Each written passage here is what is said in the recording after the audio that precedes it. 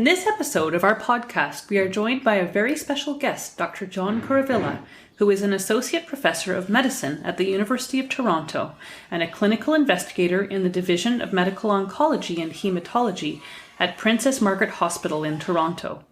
In this episode, hosted by myself, Anna Christofides, owner of Impact Medicom, Dr. Kuruvilla discusses the treatment of classical Hodgkin's lymphoma for patients who are ineligible for or have relapsed after autologous stem cell transplant. We discuss the use of pembrolizumab for these patients and results of the Keynote 204 trial, a randomized phase 3 trial of pembrolizumab versus brentuximab vedotin in relapsed or refractory Hodgkin's lymphoma, as well as how future research will address some key questions in this area. Hope you enjoy it.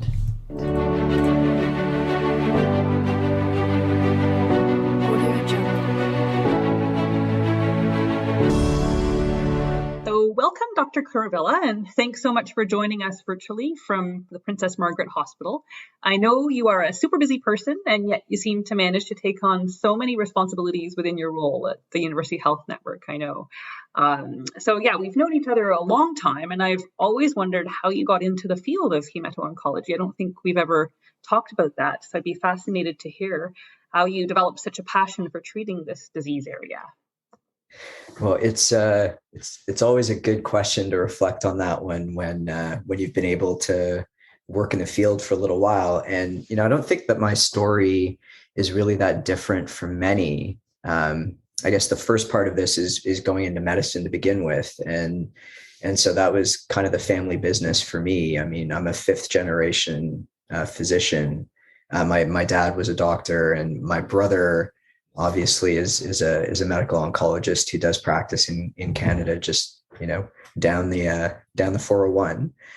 But what I found, like many, is it's people that are in your training that you come across that really make those critical moments for you about what you want to do. And so Ian Court, was a really well-known hematologist that was working at Princess Margaret, involved in the training program in medical school, and he taught our blood cell component in second year. And again, Ian can tell a story about anything and make it sound like the most interesting thing possible. And so was a great guy to introduce hematology to someone.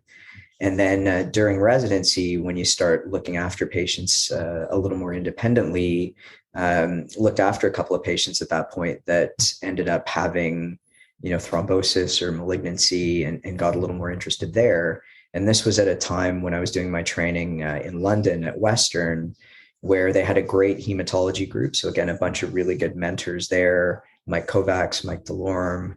And it was a great opportunity, Ian Cheney. And so you get to see that there are, really cool and interesting people in the field doing really good work.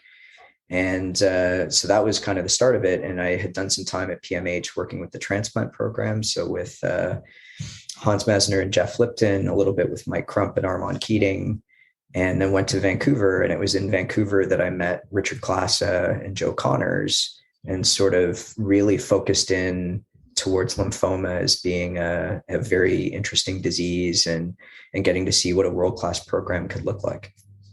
So just getting into Hodgkin's lymphoma. So what do you see as the greatest unmet need in this area for patients who maybe are not candidates for multiple agent salvage chemotherapy or transplant, or have failed transplant?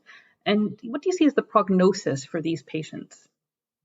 Hodgkin's was an interesting thing to really try to understand from a drug development standpoint, because again, early on in my career, we would do a lot of salvage therapy and transplant for patients. And again, the majority of Hodgkin's patients are younger, but, in that group of patients that treatment didn't work well in, or they progressed after a transplant, we had very limited options. And so, 15 to 20 years ago, that was really the beginning of the targeted era in the management of lymphoma with drugs like rituximab. But we didn't have anything similar in Hodgkin's lymphoma. And so some of my earliest work was looking at novel drugs that unfortunately didn't work too well and ultimately didn't get approved. And so while the frontline story about Hodgkin's lymphoma is one that for the majority, the cure rates are excellent. It's about trying to fine-tune treatment, minimize toxicity, minimize late effects, allow people to really live life and really hopefully not have any medical sequelae. When you get into the relapsed refractory setting, you do see that there are two groups of patients. And so there may be patients that are older or may have medical comorbidity that limit the ability to give these aggressive therapies. And so having good effective treatment there was an unmet medical need. And then there were the group of people where that treatment could be given, but didn't work or was suboptimal. And so again, was an area of unmet need. And that's where, thankfully over the past 10 years, first with brentuximab vedotin and then with checkpoint inhibitors, such as pembrolizumab or nivolumab, we now have a number of very good options. And that story about targeted therapy in Hodgkin's lymphoma has actually, in a way, leapfrogged what had happened in non-Hodgkin's lymphoma, because we had a variety of these very active and very well tolerated treatments. Yeah, that's great. And how was the prognosis before these targeted agents versus now in terms of survival? Yeah, so again, we usually tend to emphasize the curative nature of Hodgkin's lymphoma and the fact that people can do very well. But when you started to look at both of those groups, patients that had relapsed or were refractory after a transplant, the median survival was more in the range of a couple of years. And so much more sobering than what we tend to talk about in Hodgkin's lymphoma patients. And it probably really wasn't that different in that group of patients that were older and frailer. So there was certainly a lot of room for improvement in the era of novel therapy. Mm-hmm. That's interesting. And now with the novel therapies, have you seen an improvement in that survival time? Yeah, so it's a more challenging question to look at, right? Because what we know from the clinical trials is that we've definitely seen improvements in terms of disease control, in terms of response rates, complete remission rates, progression-free survival. But because there haven't been, many comparative studies to look at things against a traditional standard of care before targeted therapy, it's maybe hard to find data sets that speak to that. What I would say at a population level, I think it's clearly happened. Patients are living much longer. We don't see improvements in overall survival in some randomized trials because we now have very effective therapies to continue to salvage patients. But, I don't doubt that this has been a major improvement in the survival and outcome of these patients being in this era. How do you currently treat patients who are eligible for transplant and then those that relapse following transplant or who are ineligible?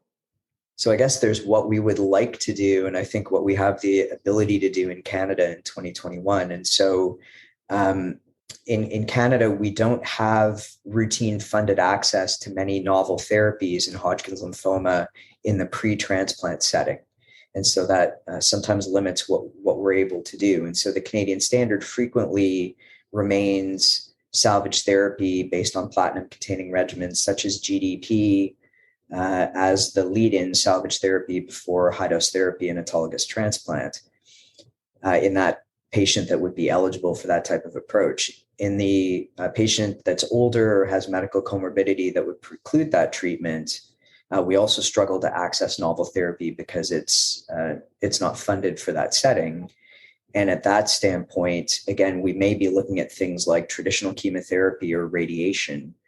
What has happened in a lot of the world is it's been adoption based on the pivotal trials that have looked at drugs like brentuximab vedotin or the checkpoint inhibitors, and they may be able to be given in that second line setting, or they've done very exciting phase 2 trials where they've looked at those agents in combination with chemotherapy, or again, brentuximab vedotin in combination with a checkpoint inhibitor, showing very impressive response rates and high likelihoods of bringing patients to transplant with very good outcomes post-transplant.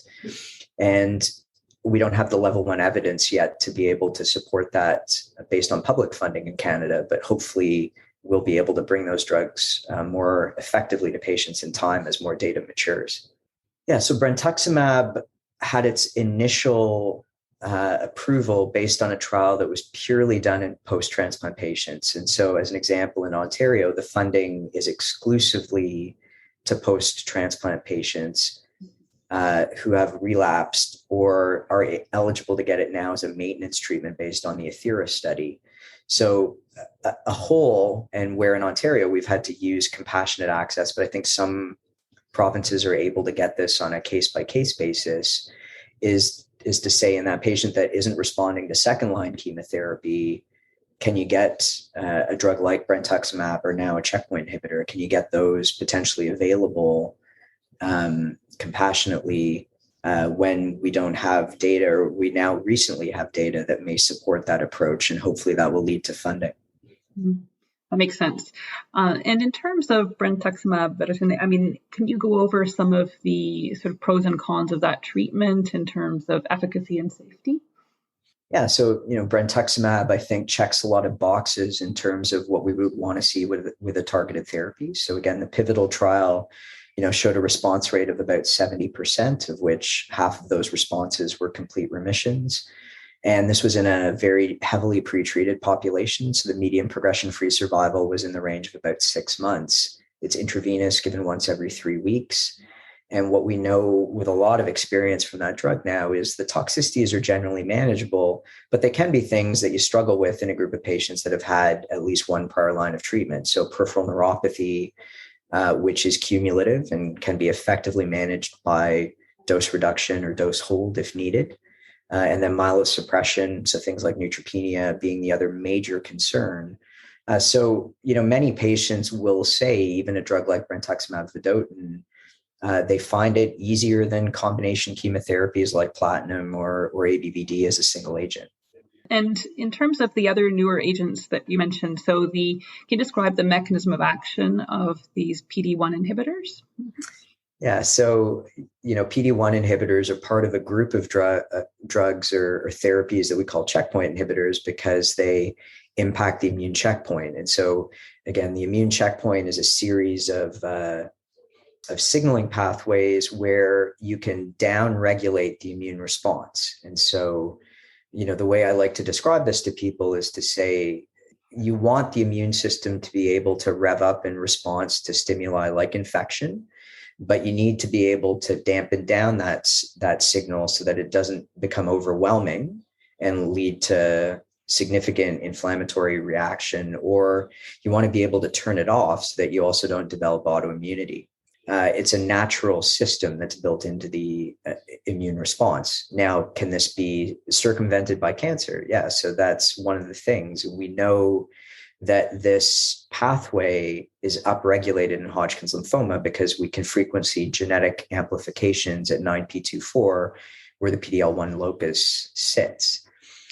Unfortunately, this isn't as simplistic as what we may think, in that we just say PD-L1 is upregulated. We see more expression of this.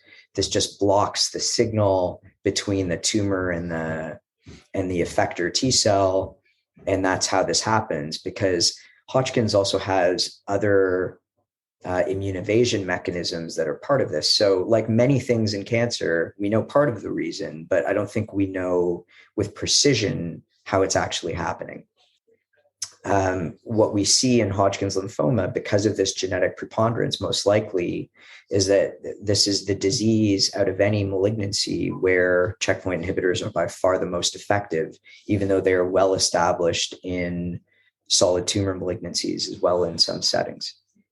That's great. And what are some of the specific agents that have been looked at in Hodgkin's lymphoma?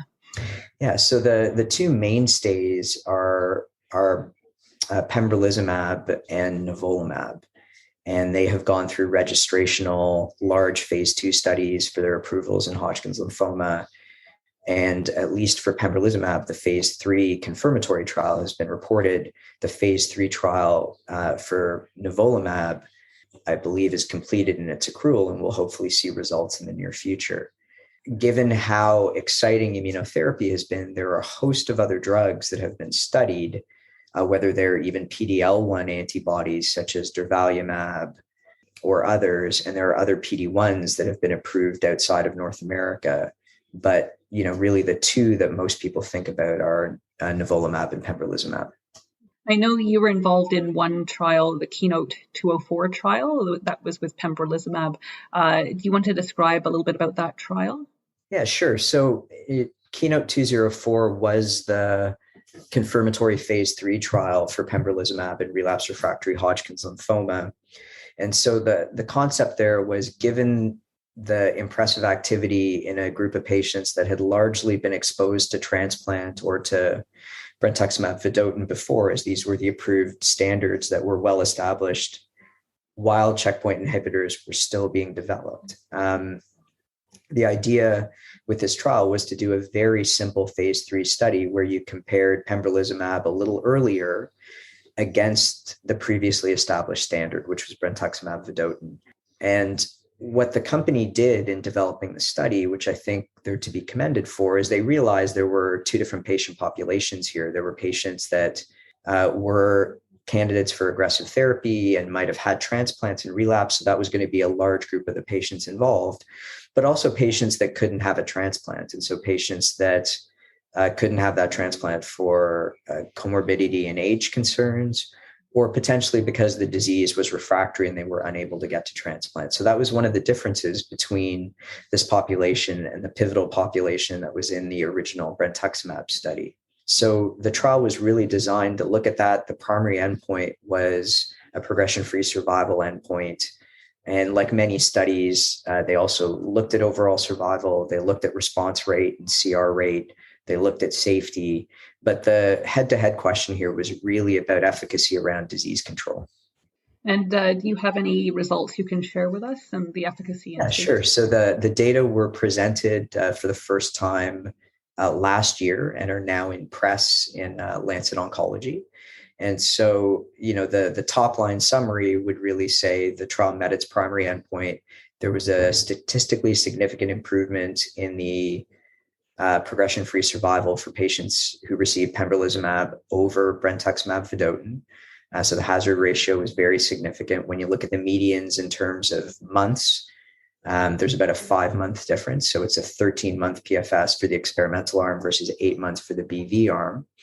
And when you look at all of the subgroups that one would want to think of, whether you had a transplant or not, whether you were older, whether you had primary refractory disease or not, the effects seem to be quite consistent across all of those populations, although it becomes an issue of numbers when you have a trial that only has 300 patients in total, that you may lack statistical power to show differences there.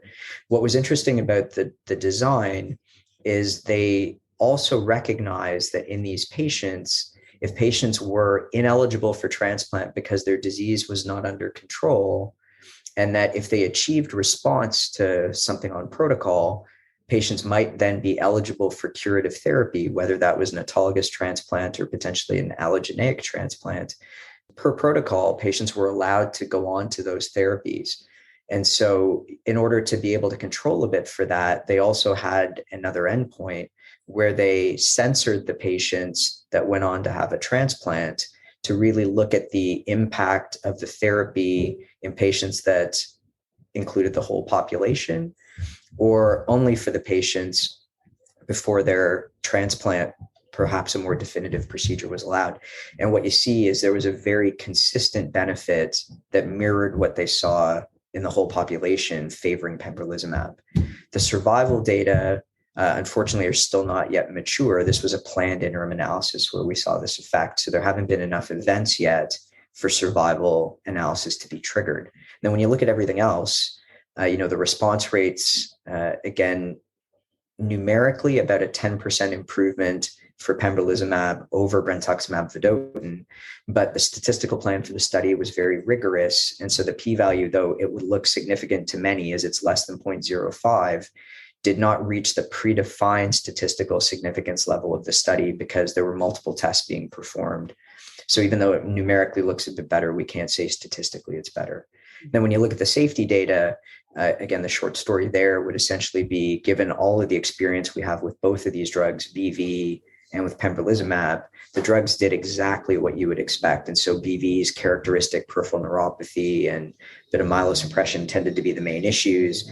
And then when you looked at the toxicities in relationship to pembrolizumab, you also see the generally well-tolerated profile with some immune-related events, things like thyroid issues being the most common. It's important to highlight that pneumonitis is one of the main concerns that we can see in patients with checkpoint inhibitors, and that occurred in roughly about 10.8% of the patients, I think, in which half of those, so about 5.4%, were significant pneumonitis events that were grade 3 or grade 4. And do you have any quality of life type of data? Yeah, so quality of life was prospectively assessed in the trial. And there's a paper in Press that was written, the first author is Pierluigi Zinzani. And that data has also been presented in oral form at meetings. And essentially, the data there also show that there's a more favorable quality of life aspect associated with checkpoint inhibitors when using standard tools such as the EORTC, QL, Q30, and other implements that really show that patients are more likely to have an improvement and have it maintained while on treatment than in comparison to BV. And again, the lens there, it's important to recognize that these are both targeted therapies. They're both in general quite well tolerated, but we know one of the limitations with BV, because of its chemotherapy payload, you will see some chemotherapy side effects associated with it. And, patients with checkpoint inhibitors, at least when they don't go on to have these other toxicities, which are uncommon, tend to have very good quality of life. And that's been, I think, the experience for most clinicians, even outside of the study. That's very important. And what conclusion would you make based on the study and in terms of clinical practice? Yeah, so the trial met its endpoint and showed that pembrolizumab was superior to brentuximab vedotin in this patient population that was either relapsed refractory post-transplant or ineligible for transplant. So this is at least one prior line of therapy. That was the inclusion for the study. And when you see that net benefit, so the 5-month difference in PFS is clinically meaningful to patients, the quality of life data is good, the toxicity profiles are reasonable. And so this really supports the evolution of this standard moving from BV to pembrolizumab. When you look at this in context, again, what we know is that brentuximab vedotin has also had additional data coming. As I mentioned earlier, it's now part of maintenance post-transplant and has had 5-year data there that looks excellent, supporting an improvement in the cure rate in those patients.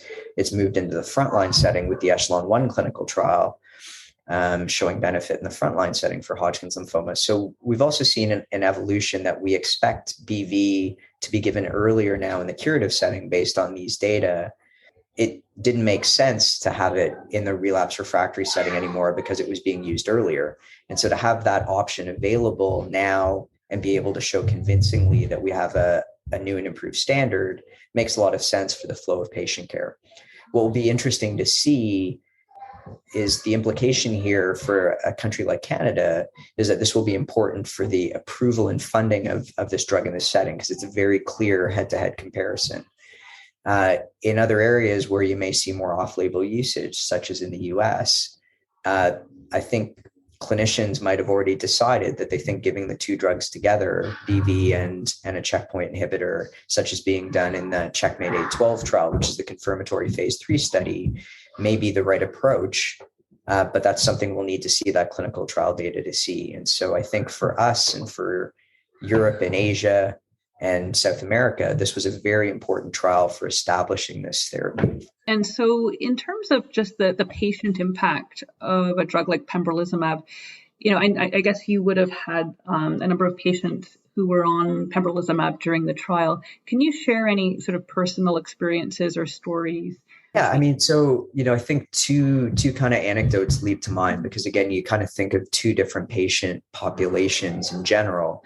And the one is that patient who's kind of had standard therapy, had a transplant, has the disease recur. And I remember a younger guy that we put onto the trial and was randomized to pembrolizumab, who was working and ended up getting the pembrolizumab arm and so had a phenomenal time, right? Like he was able to continue to work throughout, didn't miss a beat, found therapy quite well tolerated, nothing from a side effect standpoint, no concerns about low counts and risk of infection, And so things went really smoothly. And I think there are a lot of patients that find this, in comparison to all the things that they've been put through with traditional therapy, to be very straightforward.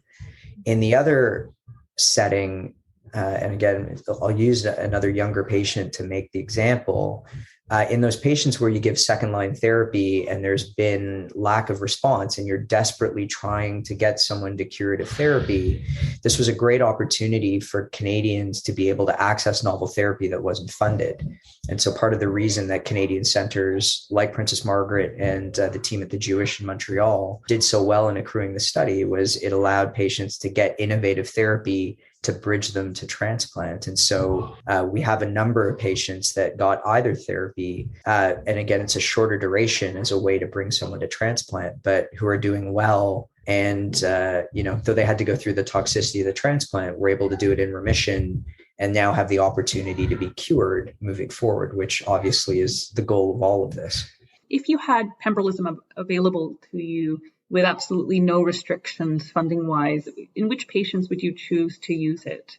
Yeah, so I think what we know now is based on the data in these patients that have had the standard attempts at curative therapy, checkpoint inhibitors like pembrolizumab are now a gold standard. In patients that need to be bridged to transplant, these are the only data that really compare the two drugs and show that this can help bridge someone to transplant. And so in Canada, we had options lacking. I think it's a great fit for us in that setting. Where I'd like to see it going is much like what's been done with brentuximab vedotin in these other studies, is to move it earlier, give it in combination second line so that we can really improve the outcome in that patient population. And again, we'll be running some trials in Canada in that setting in the near future. And hopefully we'll get some data that will allow us to be able to use it eventually in the standard of care setting. And again, much like BV, where they've done the frontline trial to add it to chemotherapy and build it into frontline therapy with the Echelon 1 study, there's a similar study now running through the North American Intergroup looking at nivolumab. And there's a large phase 2 study coming with pembrolizumab in combination with AVD as well to look at it in the frontline setting, because ultimately, if there's a way to improve outcome by adding these therapies up front, that's really the goal. And can we move away from traditional therapy to bring in these very elegant and very active drugs with such a better safety profile? That to me would be the ultimate goal. And so hopefully in time, we'll be able to match that to the right patient. And I think that addressed my next question about what you would hope to gain from any ongoing trials in terms of having some questions answered. Was there anything else you wanted to add about that? Yeah, so I think there's still a couple of unanswered questions, right? And so, we do have to accept that in Hodgkin's lymphoma, even with frontline therapy, the majority of patients do well. And where we struggle, particularly with drugs that are modern drugs that are more pricey than traditional drugs like ABVD, it would be really nice if we could figure out, based on translational research, who are the patients that are either not going to benefit from a standard approach or not benefit from an experimental approach or one with novel therapy, and can we identify the right people that need those treatments. And so unfortunately, we don't have very good clues yet from a lot of the translational work that's been done with checkpoint inhibitors in Hodgkin's yet to really be able to direct the therapy. But it would be great if we could say, the majority will do very well with standard chemotherapy, cost effective, it's simple. And there is a subset of patients that may need these more innovative therapies. And can we get them to those patients as early as possible? That to me is the ultimate goal. Well, thank you so much. Is there anything else you'd like to add in general, speaking in terms of the treatment of Hodgkin's lymphoma? Well, it's been a great lesson. Some people always like to refer to whatever the disease that they treat or really feel comfortable with as being a great teacher in terms of what it allows you to kind of think about, oncology in general. And I'd say, Hodgkin's is a great example because, we know it's a very immune driven cancer. We know it's a cancer of the tumor microenvironment. And what we've seen in the past 10 years is really a revolution about immunotherapy in the world of cancer. And so Hodgkin's in a way is a poster child for this concept. And what we're seeing as a consequence of this, multiple other therapies therapies now into DLBCL and non-Hodgkin's lymphoma, where we're using different types of immunotherapy now. It's cell therapy, it's bispecific antibodies, it's novel combinations. And, this may be an opportunity for Hodgkin's lymphoma, again, to steal back some of those concepts where, again, antibody drug conjugates and checkpoint inhibitors have really changed one field, and look at how some of these newer tools may also be able to hopefully come over to Hodgkin's lymphoma and, again, improve outcomes for patients. So thank you so much, Dr. Kuruvilla, for spending all this time with us, and I really appreciate it.